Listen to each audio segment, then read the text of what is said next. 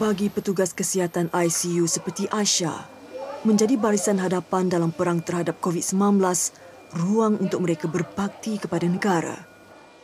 Biarpun sistem kesihatan hampir lumpuh kerana peningkatan kes positif mendadak, jururawat ICU Hospital Sungai Buloh akan terus menggembling tenaga, merawat serta menjaga pesakit kritikal yang bersilih ganti hadirnya. Ia janji dan sumpah yang telah diangkat jururawat ini ketika memulakan kerjaya mereka bersama Kementerian Kesihatan Malaysia. Tiada apa yang mampu menggugat iltizam barisan hadapan ini dalam memberikan khidmat terbaik. Sesuatu yang kita buat ni kena datang dari dalam. Tak boleh kerja robot lah. Orang cakap orang suruh buat. So kita tak tahu kenapa kita buat sesuatu tu. So apa-apa kita buat, dia kena datang daripada perasaan sendiri. Sebab kalau kita tidak berdikari, kita tidak prihatin dengan kerja yang kita buat, tidak mengambil tanggungjawab, so ia tidak akan memberi sesuatu servis yang bagus untuk pesakit tu, untuk memenuhi kriteria yang dia perlukan dalam ICU. Sebab dalam ICU pesakitnya kebanyakan dalam 90% semua pasien dikomakan.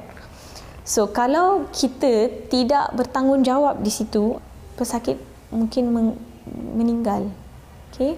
So that's why untuk saya personally saya rasa kalau kita memegang jawatan sebagai seorang jururawat di ICU ni, dia sangat berat.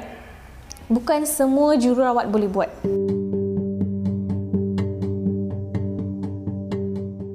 PKRC MIPS Serdang Selangor.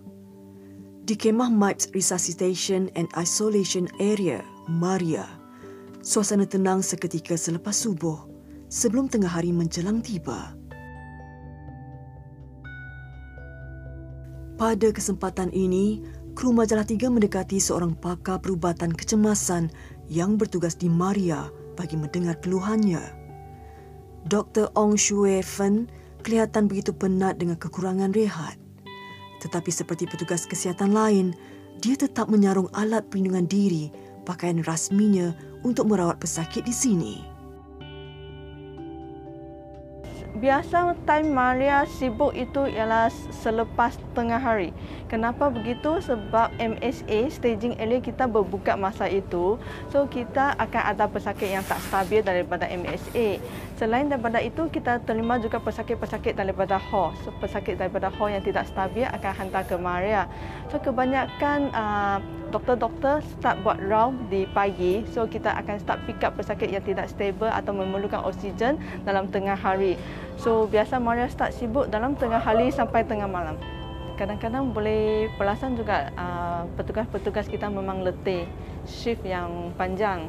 Tetapi demi kebaikan pesakit, so kita bekerja sama-sama juga. Dr. Ong dan para barisan hadapan di sini merayu agar rakyat Malaysia bersama-sama sekali lagi memerangi virus yang buat masa ini masih mengganas di seantero dunia. Mungkin kita semua kena menjalani tanggungjawab kita, mematuhi SOP, sentiasa pakai mask, memastikan perjalanan fizikal. Saya sendiri mematuhi SOP masa kerja, so sentiasa pakai mask, kerap cuci tangan, dan sebelum balik rumah kalau boleh kita akan cuba mandi dan tukarkan pakaian dulu supaya kita tak bawa risiko balik ke rumah.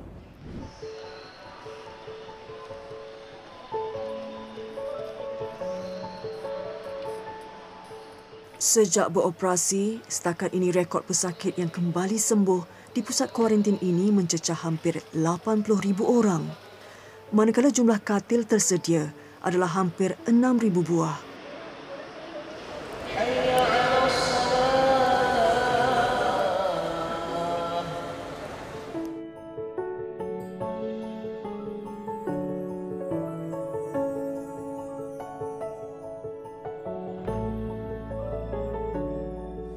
Namun, berapa lama lagi pusat ini mampu bertahan? Sama seperti pusat kuarantin dan hospital lain. Seperti rakyat Malaysia yang lain, petugas kesihatan dan penghuni di sini juga sudah lelah menanti garisan penamat yang tidak kunjung tiba. Memang saya pun ditakdirkan, memang dah lama saya tak pergi kat surau. Sudah main tahun juga, hampir tahun. Oleh kerana pada tahun ni, bulan Ramadan ni, untuk menyambut bulan puasa ni, saya pergi. Jadi dia tak, malangnya, inilah kesan yang saya dapat. Bila dapat berita positif tu, betul kan? Perasaan takut tu.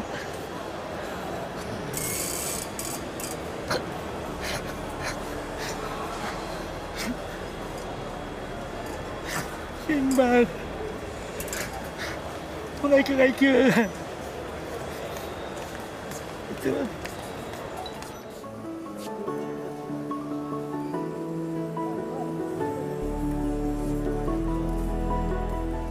Pengalaman menjadi penghuni PKRC MIPS ini diharap dapat digunakan pesakit di sini untuk menyedarkan handai taulan mereka di luar sana.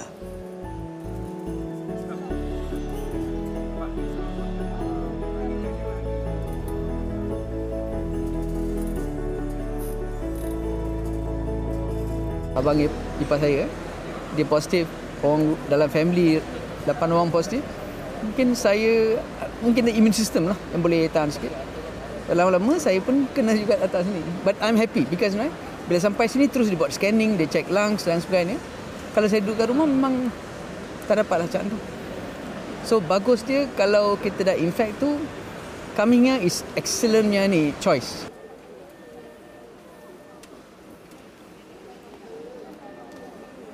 Untuk rasa sini doktor jururawat macam mana? Okey sini punya doktor semua okey juga, baik juga. Duduk ward sini semua okey. Baik-baik juga. Jaga kita orang baik-baik.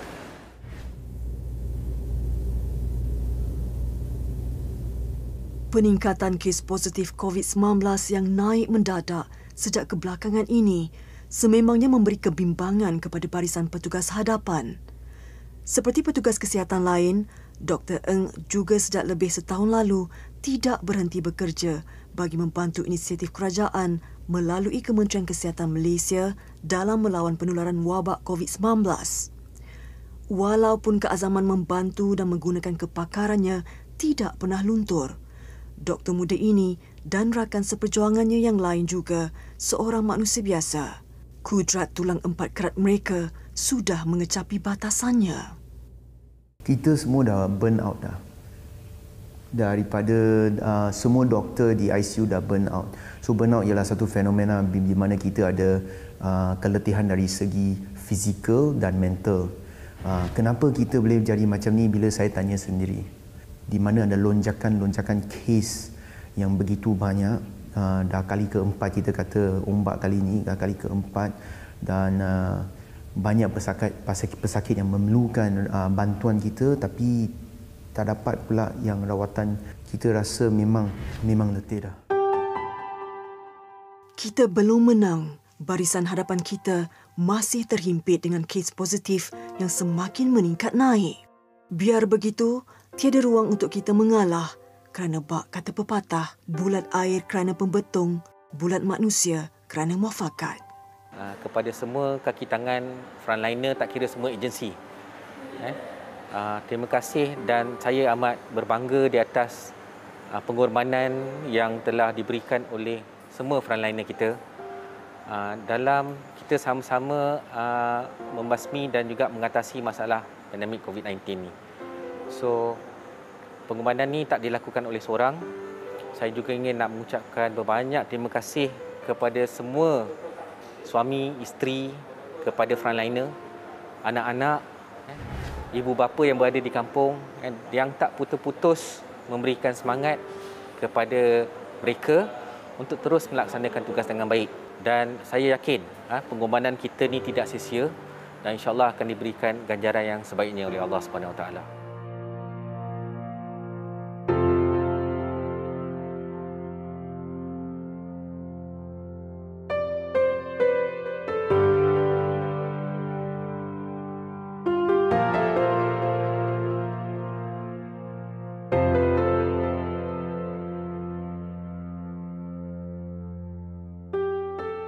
Wahai rakyat Malaysia, sedanglah peningkatan kes COVID-19 ini adalah benar.